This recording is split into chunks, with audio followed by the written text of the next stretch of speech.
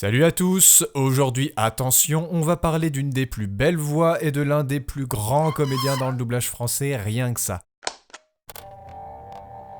Et oui, la voix du génie dans Aladdin, Murtaugh dans L'Arme Fatale, Buzz l'éclair dans Toy Story, Biff dans Retour vers le futur, Red dans SOS Fantôme, Body dans Point Break, il est la voix habituelle de Richard Gere et encore beaucoup d'autres. Et tout ça en étant la voix régulière et la plus marquante de Monsieur Harrison Ford. Qu'est-ce que vous voulez que je vous dise, à part qu'aujourd'hui, on va parler de Richard Darbois. La carrière de ce comédien est tellement fournie que j'ai décidé de centrer mon attention sur seulement quelques scènes.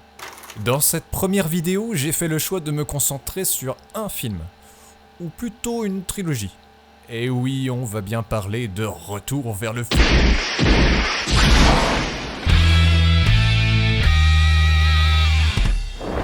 Ah merde. Alors attendez. Ah. Ok. Pourquoi cette saga mythique en particulier? Déjà parce qu'elle est géniale et parce qu'elle est considérée par beaucoup de... Merci Robert. Déjà parce qu'elle est géniale et parce qu'elle est considérée par beaucoup de gens comme l'une des meilleures VF jamais faites. Dans cette saga, Richard Darbois double Biff Tannen, interprété par Thomas F. Wilson. Et c'est de performance au niveau du timbre qu'on va parler dans Retour vers le futur, parce que Thomas F. Wilson se transforme physiquement et vocalement à de nombreuses reprises à travers les films et les époques. C'est pas moins de 7 versions jouées par ce même comédien dans ces 3 films en version originale, et donc 7 versions doublées par Richard Darbois. On commence tout de suite par 2 petites scènes, d'abord en VO, une avec le jeune Biff des années 50 et une avec un Biff plus âgé. So what's up to you, butthead? You know, you've been looking for a...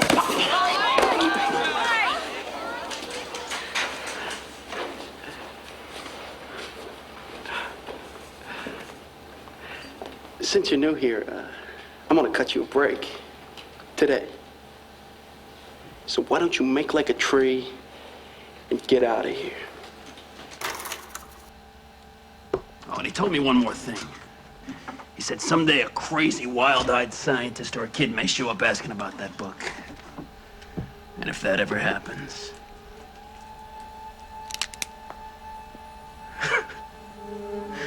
Funny. I never thought it would be you. Ok, juste avant de voir ce que va faire Richard Darbois sur ces 2 scènes, je voudrais vous faire écouter sa voix naturelle. Quand je dis naturelle, je veux dire qu'il ne fait aucune modification particulière, il ne force rien. N'y comptez pas trop. Il a 2 jours d'avance sur vous. C'est plus qu'il lui en faut.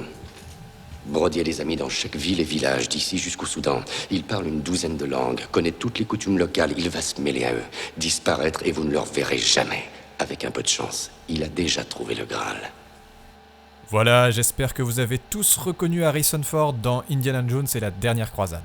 Pour maintenant que vous avez bien enregistré la voix naturelle de Darbois, voyons ce qu'il en fait sur Biff. De quoi tu te mêles, banane?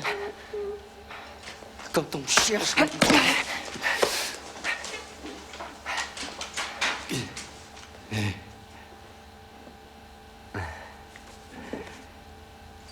Puisque t'es nouveau ici, je vais être gentil avec toi. Cette fois-ci, tu vas faire comme dans l'infanterie. Tu tires ailleurs. Oh, il m'a dit autre chose aussi. Qu'un jour, il y aurait peut-être un vieux savant cinglé au regard fou ou un gamin qui viendrait poser des questions sur ce bouquin. Et qu'au cas où ça se produirait...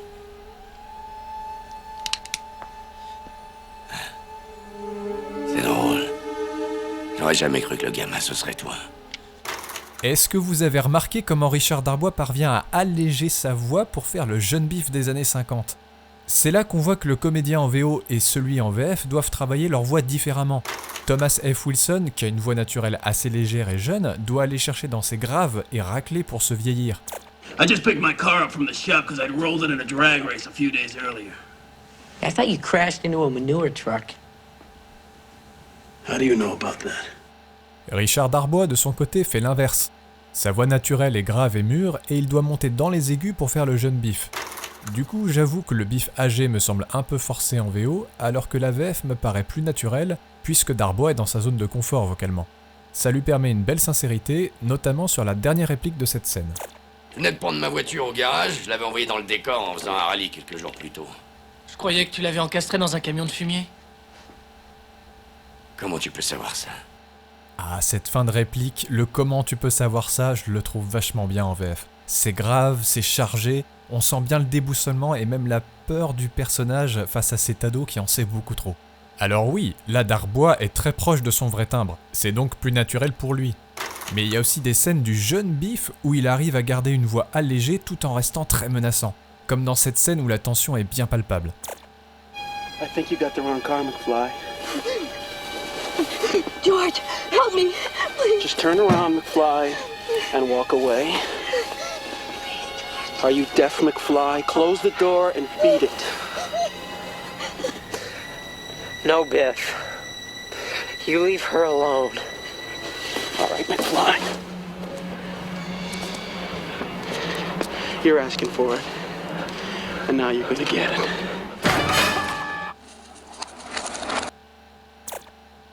Je crois que tu t'es trompé de voiture, McFly. Charles, aidez-moi. Tu tournes les talons, McFly, et tu vas voir là-bas si j'y suis. T'es sourd ou quoi, McFly? Ferme cette portière et fous le camp. Non, Biff. Tu vas la laisser tranquille. Très bien, tu l'auras cherché. Faudra pas te plaindre. Quand on me cherche, on me trouve.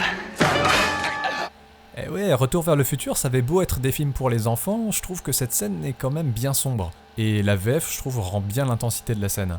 À noter une petite différence de jeu entre la VO et la VF, je trouve que Darbois met un peu plus d'intensité sur la phrase « T'es sourd ou quoi, McFly ?» Ce qui renforce la sensation que Biff s'énerve de plus en plus, alors que Thomas F. Wilson ne hausse pas tellement le ton, il reste avec un calme bien glacial. Après, qu'est-ce qui est le plus menaçant? Bah ça c'est à vous d'en décider. Just turn around, McFly, and walk away. Are you deaf, McFly? Close the door and beat it. Tu tournes les talons, McFly, et tu vas voir là-bas si j'y suis. T'es sourd ou quoi, McFly? Ferme cette portière et fous le camp. J'arrête ici pour cette première vidéo sur Richard Darbois. Dans la deuxième partie, je parlerai d'autres films et d'autres personnages doublés par ce comédien, et j'en profiterai pour parler d'une petite notion technique très importante en doublage qui est... la respiration. Allez, à très vite. Allô? Allô? Y'a personne au bout du fil? Faut réfléchir, McFly, faut réfléchir. Alors, McFly, on peut savoir quelle décision t'as prise en ce qui concerne le plan de ce soir? Marty! Je voulais pas te faire peur, mais je savais pas reconnu habillé comme ça. Qu'est-ce que tu fiches là?